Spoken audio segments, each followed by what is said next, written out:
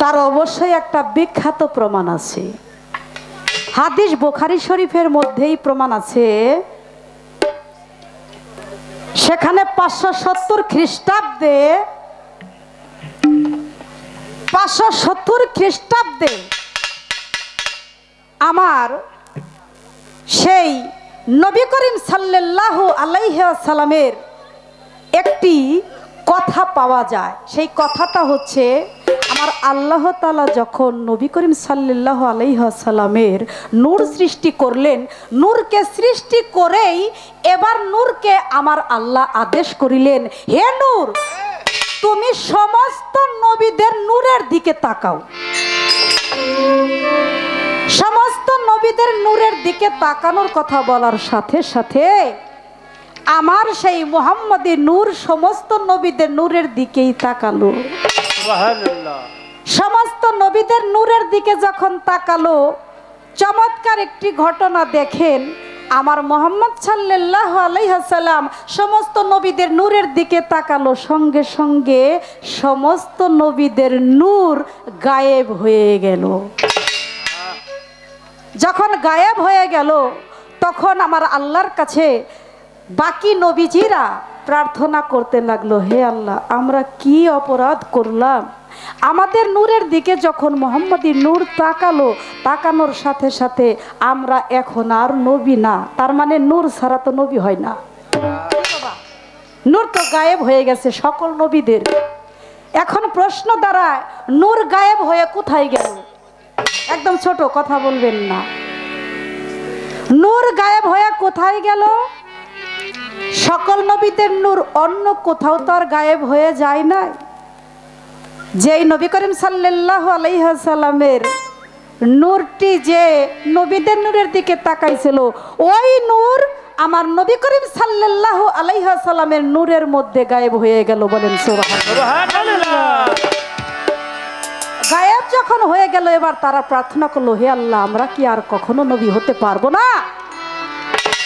বলে, হ্যাঁ, তোমরাও নবী হতে পারবে। কিভাবে? তোমরা দুনিয়া থেকে আবার নবী হতে পারবে। দুনিয়ায় চলে যাও, নবী হতে পারবা।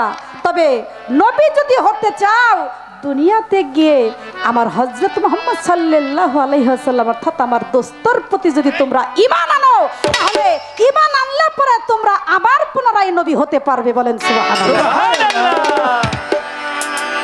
তাহলে এবার দেখেন, সেই পৃথিবী সৃষ্টির 50,000 বছর আগের কথা আমার সেই নবী করিম সাল্লাল্লাহু আলাইহি ওয়াসাল্লামের নাম আমার আল্লাহ লাউহে মাহফুজে লিখেছিলেন খাতামুল আম্বিয়া। সুবহানাল্লাহ। কি কথা সত্য কিনা বলেন? সত্য। তাহলে সেই নবীর প্রতি যদি তারা ঈমান আনে, তাহলে তারা নবী হতে পারবে, আর আমরা তো কিছুই না। কি? তখন সাথে সাথে আমার আল্লাহর কথায় তারা সকল নবীগণরাই চোখের পানি ছেড়ে দিয়ে তখন আল্লাহর কাছে ওয়াদা করেছিলেন যে হ্যাঁ, অবশ্যই আমরা পুনরায় নবী হতে চাই। হযরত মুহাম্মদ সাল্লাল্লাহু আলাইহি ওয়াসাল্লাম তিনি যখন আপনার প্রিয় নবী, প্রিয় দোস্ত, অবশ্যই আপনি বলেছেন, অবশ্যই যেই নবীকে সৃষ্টি না করলে পৃথিবীতে কোনো কিছুই সৃষ্টি করা হতো না। আমরা অবশ্যই অবশ্যই সেই নবীর প্রতি ঈমান আনলাম। সুবহানাল্লাহ। সুবহানাল্লাহ। বলে শুধু তাই নয়, তোমরা তো ঈমান এনেছই, তোমাদের উম্মত যারা তারাও যেন হযরত মুহাম্মদ সাল্লাল্লাহু আলাইহি ওয়াসাল্লামের প্রতি ঈমান আনে। কত বড় কথা! আর সেই নবী নাকি আল্লাহর সাথে কথা বলতে গেলে তার জিবরাইল লাগে। হ্যাঁ, সব কিছু সবসময় প্রযোজ্য না। কিছু বিষয় আছে বাজান গোপন, কিছু বিষয় আছে আপনার জাহেরি। জাহেরির ভেদ জাহেরাতে, পুশিদার ভেদ থাকে বাজান সিনাতে। কি কথা ঠিক কিনা? কথা ঠিক। একটু সাইলেন্ট প্লিজ, কথাটা একটু শেষ করতে দেন। ভাই কি বলছে? ভাই বলছে 23 বছর পর্যন্ত কালাম আসা যাওয়া করলো, সরাসরি নবীজির মাধ্যমে সে কথা বলতে পারতো। কালাম মানেই কথা, কালাম মানেই কথা, কালা কালাম কথা, এই বিষয়বস্তুগুলো কিন্তু একই। কি? এই কথাগুলো 23 বছর পর্যন্ত বলল। উনি একা বলল না, কেন জিব্রাইলের মাধ্যমে বলতে হলো? পবিত্র কোরআন শরীফের মধ্যে প্রমাণ এসেছে 670 খ্রিস্টাব্দে রমজান মাসের কদরি রজনীতে হীরা পর্বতের গুহায় এই কোরআন অবতীর্ণ হয় 22 বছর 5 মাস 14 দিন। 22 বছর 5 মাস 14 দিন সর্বপ্রথম সূরা নাজিল হয় সূরা ফাতিহা। মাধ্যম ছাড়া কোনো কিছু হয় না। ভাইয়ের যে কথাটা, মাধ্যম ছাড়া কোনো কিছু হয় না। সেই কোরআনটাও কিন্তু আমার নবী করিম সাল্লাল্লাহু আলাইহি ওয়াসাল্লাম উনি কিন্তু ওনার কাছে একা একা এই সমস্ত আয়াতগুলো রাখতে পারে নাই, কথাগুলো রাখতে পারে নাই। এই কথাগুলো কিন্তু বিভিন্ন শাখায় প্রশাখায় মদিনায়, জেরুজালেম, বিভিন্ন জায়গায় শাখা প্রশাখায় ছড়িয়েছিল। এগুলো কিন্তু লিপিবদ্ধ করতে হয়েছে। সেটা কিন্তু আমার নবী করিম সাল্লাল্লাহু আলাইহি ওয়াসাল্লাম উনি থাকতে কিন্তু এটা পারে নাই। কি উনি থাকতে পারে নাই, ওনার অনেক বেদনা, অনেক দুঃখ রয়ে গেছে সেই বিষয় নিয়ে। তাহলে এই কোরআনের কথাগুলো সেই সময়তে কত গুরুত্বপূর্ণ ছিল। সূরা ফাতিহা নাজিল হয়, এরপর কোরআনের প্রথম নাজিল হয় সূরা আলাকের 5টি আয়াত, খেয়াল রাখবেন ভাই। তারপরে কোরআনের প্রথম শব্দ হয় ইকরা। কোরআনের শেষ সূরা হলো আন-নাস, যেটাকে নসর বলা হয়, এবং সর্বশেষ আয়াত হলো সূরা বাকারা 281 আয়াত। কোরআন নাজিল শেষ হয় হিজরি 11 সালের সফর মাসে। এরপর কোরআনের সর্ববৃহৎ সূরা হলো সূরা বাকারা, আয়াত সংখ্যা 286। কোরআনের মধ্যে সবচেয়ে ছোট সূরা হলো কাউসার, আয়াত 3টি। মোট সূরা 114টি। হিজরতের আগে 92টি, হিজরতের পরে 22টি। এই মাদানী সূরা হলো এই মোট 114টি সূরা বর্ণিত। রুকু আছে 540টি। কোরআনের মধ্যে মোট আয়াত 6666টি। গবেষকদের গবেষণায় 6636টি। আদেশমূলক আয়াত 1000 যা করতে বলা হয়েছে, নিষেধমূলক আয়াত 1000 যা নিষেধ করেছেন, সুসংবাদ সূচক 1000, ভীতি প্রদর্শক সূচক 1000, কাহিনীমূলক 1000, দৃষ্টান্তমূলক 1000 এবং হালাল সংক্রান্ত 250টি, হারাম সংক্রান্ত 250টি, দোয়া জিকির তসবিহ এটা হলো 110টি। কোরআনের মোট সূরা শব্দ 86,430টি। কথা বোঝা গিয়েছে? এগুলো অবতীর্ণ হয়েছে। একা একা তো সব কিছু সম্ভব না, দোসরের প্রয়োজন হয়। সে কারণে আমার নবী করিম সাল্লাল্লাহু আলাইহি ওয়াসাল্লামকে সৃষ্টি করেছে। এটা আপনারা জানেন না? অন্ধকার না থাকিলে কে কয় তারে আলো। আলোর সম্মানটা তখনই হয়, আলোর গুণটা তখনই প্রকাশ পায় যখন অন্ধকার আসে। কথা ঠিক কিনা? তেমনি আমার নবী করিম সাল্লাল্লাহু আলাইহি ওয়াসাল্লামকে যিনি সৃষ্টি করেছেন তখনই দূষর হয়ে গেছে। সেক্ষেত্রে জিব্রাইলের মাধ্যমে কিছু কথা আদান প্রদান এই জন্যই হয়েছে, কিছু সময় সাথে সাথে হয়েছে, কিছু সময় আবার মাধ্যমের প্রয়োজন হয়েছে। মাধ্যম যদি না হইতো তাহলে হীরা পর্বত গুহায় কখনো সাধনা করতেন না। আপনি বলেছেন নবী করিম সাল্লাল্লাহু আলাইহি ওয়াসাল্লামের দেহ মোবারক, সেই দেহ মোবারক মদিনায় আছে, তাহলে নবুয়ত গেল কই? বলছে না কথাটা? আপনারা তো শুনতে পাচ্ছেন। ভাই কিন্তু গুরুত্বপূর্ণ কথা বলেছেন। যারা বলে আমার নবীজি মইরা গেছে তারা কাট্টা কাফের দোজকের কীট। যারা বলে আমার নবী করিম সাল্লাল্লাহু আলাইহি ওয়াসাল্লামের নবুয়ত শেষ, তারা কাট্টা কাফের দোজকের কীট নাকি? কারণ আমার নবীজির কণ্ঠস্বরের উপরে যে কণ্ঠ দিবে সেই হচ্ছে কাট্টা কাফের দোজকের কীট। আমার নবীজির সাথে কখনো এই ধরনের কথা কেউ বলতে পারবে না যে আমার নবী করিম সাল্লাল্লাহু আলাইহি ওয়াসাল্লামের মরা দেহ। আমার নবী করিম সাল্লাল্লাহু আলাইহি ওয়াসাল্লাম উনি মদিনায় আছেন ঠিকই, ওনার নবুয়তের কোনো কমতিও হয় নাই, ক্ষয়ও হয় নাই, কিছুই হয় নাই। হয়েছে যদি তাই হয়তো ওনার নবুয়তের কমতি যদি থাকতো তাহলে এই ব্রহ্মাণ্ড কখনোই এইভাবে থাকতো না, এইভাবে স্থির থাকতো না, ব্রহ্মাণ্ড শেষ হয়ে যেত। যেদিন নবুয়ত শেষ হয়ে যাবে সেদিন আর এই পৃথিবী থাকবে না। কি বলেন? নবী করিম সাল্লাল্লাহু আলাইহি ওয়াসাল্লাম উনি ছিলেন, উনি থাকবেন, উনি আছেন। পূর্বেই কিন্তু এই কথাটা আমি বলেছি যে আমার নবী করিম সাল্লাল্লাহু আলাইহি ওয়াসাল্লাম উনি কিন্তু ছিলেন এবং আছেন। কোথায় আছেন? উনি কোথায় আছেন? উনি তো আছেন ওই যুগের নবুয়ত। উনি আবার কিন্তু গাদিরে খুমে আরাফাতের ময়দানে ওখানে কিন্তু উনার নিজের ঘোষণায় উনি দিয়েছেন আহলে বায়াত, আহলে বায়াত, আহলে বায়াত। কি?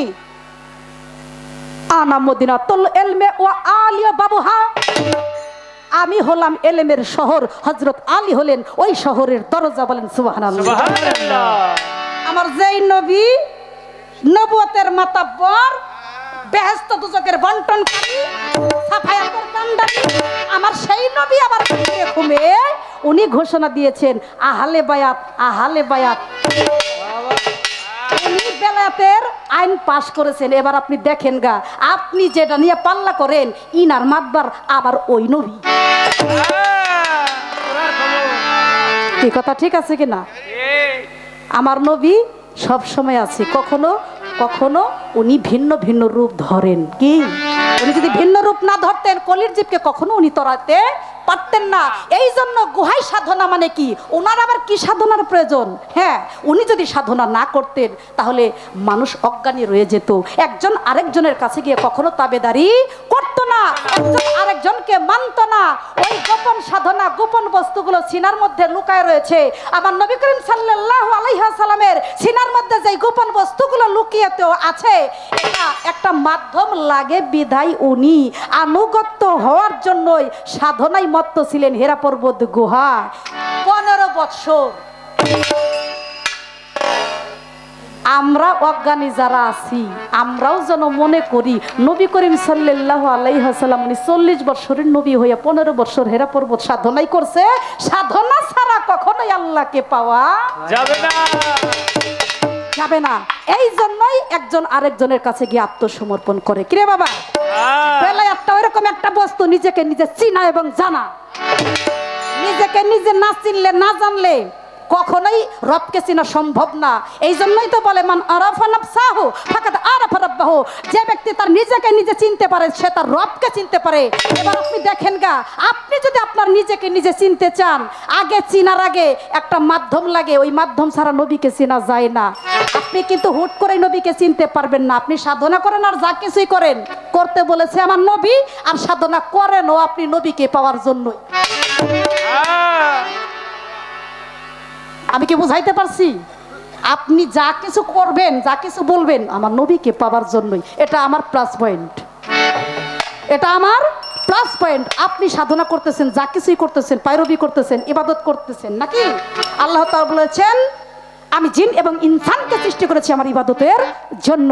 আপনি ইবাদতের জন্যই সৃষ্টি হয়েছেন, তাহলে তো অবশ্যই আপনি তাদেরকে পাওয়ার জন্য সাধনা করবেন, করবেন না? এ পর্যন্তই আমি কথাটা রাখলাম। তাতে আমি যে পালাই হেরে যাব তা না, যে মাধ্যম ছাড়া কেন, যে উনি তো একটা কাউন্টার দিছে যে কেন জিবরাইলের মাধ্যমে কথা বললেন। উসিলা একজন থাকবেই, বিয়ে করলে ঘটক লাগবে। সত্য কথা, বিয়ে করলে ঘটক লাগবে, ঘটক ছাড়া বিয়ে হইব না। আমি যদি লতিফ ভাইরে আমি চিনিও না জানি না, হ্যাঁ যদি সরাসরি কই আই লাভ ইউ, কি তাহলে কি হইব বলেন? না না, চিনা নাই জানা নাই, যদি ডাইরেক্ট যাই কই আই লাভ ইউ, তাহলে আমার কি অবস্থাটা হবে বলেন তো? আর হ্যাঁ যদি আমারে কয় আই লাভ ইউ টু, একটা প্রবলেম আছে না? এই জন্যই চিনা জানার দরকার আছে বাবা, পরিচিত হওয়ার দরকার আছে, তাই না? তাই যদি না হতো তাহলে আল্লাহকে সবাই কিন্তু চিনে ফেলতো। আল্লাহ কিন্তু নিজেকে নিজে প্রকাশিত করার জন্যই কিন্তু উনি গুপ্ত ধনাকার থেকে, কুয়াচ্ছন্ন থেকে উনি ওখান থেকে কিন্তু প্রকাশিত হয়ে এসেছেন।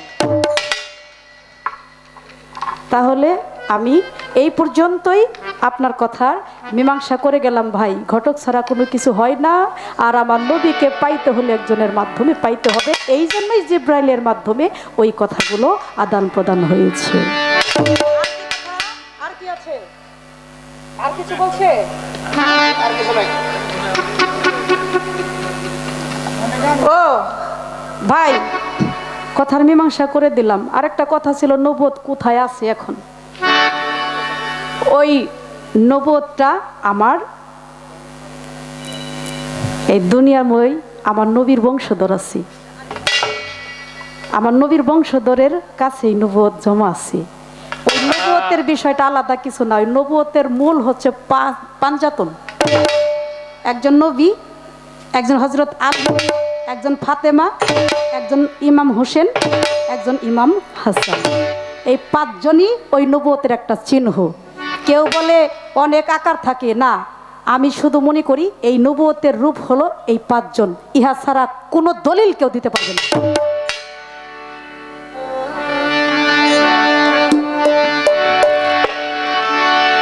এবার আমার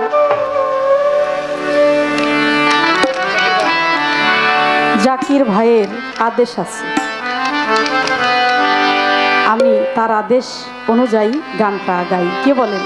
কারণ যার মাধ্যমে এখানে আসছে।